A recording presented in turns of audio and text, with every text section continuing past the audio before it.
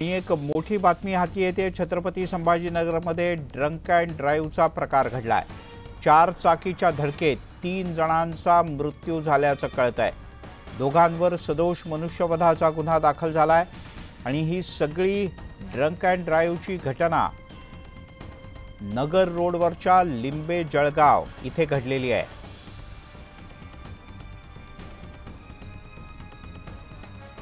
अविनाश कानडजे आपले प्रतिनिधी आपल्यासोबत आहेत। अविनाश, या अपघाताबद्दल सविस्तर काय माहिती आहे? वाळूज परिसरातील लिंबे जळगाव जवळचा हा अपघात आहे।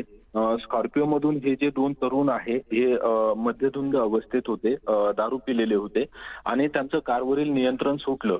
ज्यावेळेस कार दुभाजकाला, यांची स्कॉर्पिओ दुभाजकाला धडकली त्यावेळेस रोडच्या दुसऱ्या बाजूने म्हणजे अपोजिट बाजूने ज्या दिशेने वाहनं येत होती त्या दिशेने त्यांची कार गेली आणि त्यामध्ये समोरून येणाऱ्या कारला त्याची धडक बसली। मात्र त्या कारमधील तिघांचेही आपण जर बघितलं तिघांचे मृत्यू झालेले आहेत आणि त्यातलं सर्वात महत्त्वाचं म्हणजे जो 10 वर्षाच्या नंतर मुलगा झालेला होता त्या चिमुरड्याची देखील या ठिकाणी मृत्यू या अपघातात झालेला आहे। त्यानंतर घटनास्थळावर पोलीस देखील पोहोचले, नागरिकांचा जमाव एकत्र झाला आणि या दोन्ही तरुणांविरुद्ध आता गुन्हा दाखल केला असून ते पोलिसांच्या देखील ताब्यात आहेत। मात्र एकूणच अपघाताची जी घटना आहे ती भीषण आहे। अविनाश, तुर्तास धन्यवाद या सगळ्या माहितीबद्दल।